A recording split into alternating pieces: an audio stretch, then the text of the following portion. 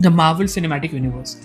It was once such a big movie franchise that every studio out there tried to copy its success. Almost every single film was a financial hit, and a majority of them were also critically well received. And well, look where we are now. Not only has the box office taken a turn for the worse, but the critical reception of the MCU has also gone down significantly. What was once considered an event now feels more like a chore to keep up with. Well, what happened? Welcome everyone. This is the Milestoner, and today we are going to take a deep dive into the immense rise and sudden fall of the Marvel Cinematic Universe. Back in the 2000s, comic books and comic book movies used to be looked down upon and majorly disregarded. Sure, the first X-Men film, Sam Raimi's Spider-Man and Blade had laid the foundations of superhero films, and Nolan's first two Batman films were creating waves, but they were still afraid of fully committing to the idea of the comic book tone. The X-Men disregarded the original suits. You actually go outside in these things? What would you prefer?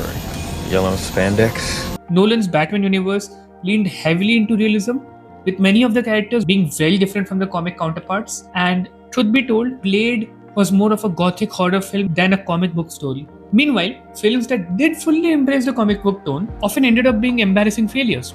Sam Raimi's Spider-Man trilogy was a big exception, and even that stumbled with his third installment. Things were looking dire for comic book cinema, and that's when came 2008's Iron Man. This was an out-and-out comic book film. Sure, it still had a grounded and somewhat realistic approach, but the style and the tone felt unmistakably comic book inspired. Not to mention, Robert Downey Jr.'s charisma immediately shone through as the defining feature of Tony Stark. Almost overnight, Iron Man went from being a C-list hero to one of the most recognizable superheroes in the world. The film became a box office success, and with it, the first seeds of the MCU were planted. Even though Marvel Studios didn't have the rights to its biggest characters, like the X-Men, the Fantastic Four, or the Spider-Man, they made very clever use of the lesser-known heroes. Iron Man was followed by several other films that introduced the key characters of this world. Sure, not every film was a masterpiece, but the world building was strong enough that everything genuinely felt like it belonged in the same universe. It all built up to 2012's The Avengers. Iron Man, Captain America, Thor, Hulk, Black Widow, and Hawkeye finally came together to form the titular team. Even though the lineup differed from the comics, it still felt organic and fully embraced the comic book tone that the 2000s had been so afraid of. The film grossed over $1 billion and essentially kicked off the modern era of cinematic franchises. Suddenly, every studio wanted their own shared universe, but none of them could replicate what Marvel had achieved because the MCU was a lightning in a bottle. With Kevin Feige at the helm, Phase 1 of the MCU had proved that superhero cinema had entered the mainstream. Phase 2 continued this momentum, but it also began experimenting with genres. Captain America the Winter Soldier was a political spy thriller. Guardians of the Galaxy was a cosmic space opera. Ant-Man was essentially a heist film. Different genres, yes, but they all fit neatly within the shared universe. And once again, the MCU turned relatively obscure characters into household names. By the time Phase 3 began, the MCU was unstoppable. With Marvel now fully under Disney, budgets grew bigger and storytelling became even more ambitious. We had seen Infinity Stones pop up across several different films, making it clear that everything was building towards something massive. And we knew who the main faces of the MCU were. Characters crossed over into each other's stories, interconnected threads were spread across multiple films, and it all built towards the massive finales that were Infinity War and Endgame. With Thanos collecting the Infinity Stones, nearly every character introduced in the MCU was brought together in one massive conflict. This had never been pulled on the big screen before, and both films were enormous successes critically and financially, bringing in billions at the box office. Endgame closed the book on the Infinity Saga, giving a fitting end to many of the original Avengers. But Marvel had no intention of stopping there. No. The MCU was set to continue with the Multiverse Saga. Pre-established characters were set to get their own projects, and newer characters like Shang-Chi and Yelena Belova were set to arrive. Marvel also planned to expand into television through Disney Plus shows. And with Disney acquiring 20th Century Fox, the possibility of finally bringing characters like the X-Men and Fantastic Four into the MCU seemed closer than ever. It looked like the franchise was only going to go bigger. And then, the first major obstacle arrived, the pandemic. Projects were delayed, release schedules were reshuffled, and the entire rollout of Phase 4 became messy. Instead of Black Widow being the first project to come out, WandaVision started off the new saga. This was the original order, and this is what it ended up becoming. and this hurt the storytelling gravely.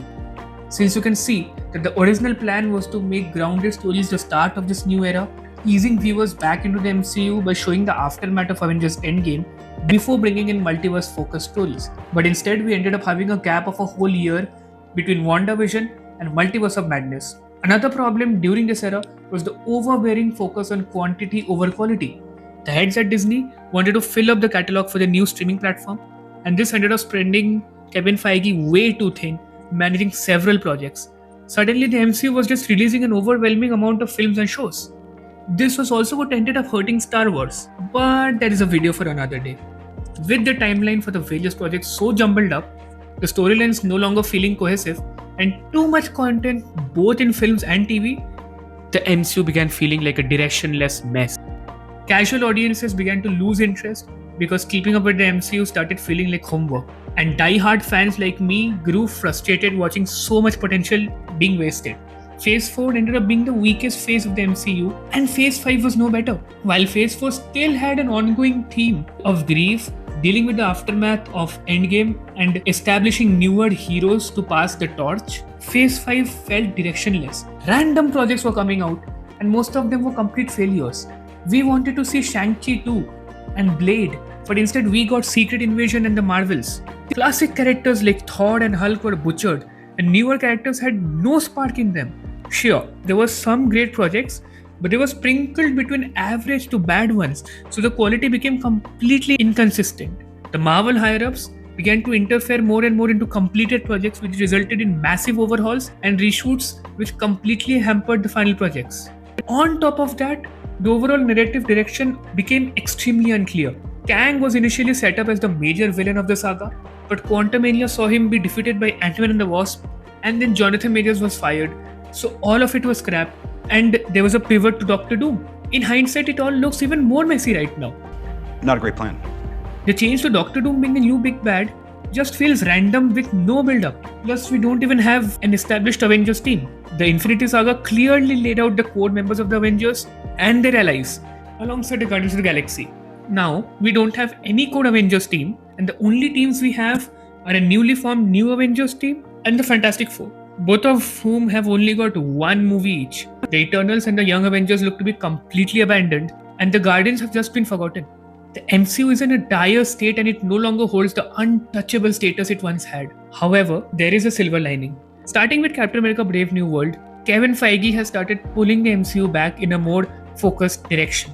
Sure, there has been no proper build-up for Doomsday, but the projects that have come out recently do fit quite nicely as puzzle pieces. I'm still very skeptical about Robert Downey Jr. being cast as Doctor Doom because it feels too much like a stunt casting, but I trust the creative team. This is going to be the make it or break it film for the MCU, and when Secret was rumored to reset the universe, the MCU may just eventually get a chance to reinvent itself. For now though, the MCU no longer holds the untouchable status it once had. The Infinity Saga stands as one of the most impressive achievements in blockbuster filmmaking, but the Multiverse Saga just serves as a reminder of how quickly success can start to slip away. I still hope the MCU can find its footing again, but those were just my thoughts. I know I've been rambling on for too long, but well, the MCU is a franchise that calls for certain introspection. Do let me know what you think about the MCU and whether you're hopeful for its future. Also, if you enjoyed the video, do like, share, subscribe, and I'll see you in the next one.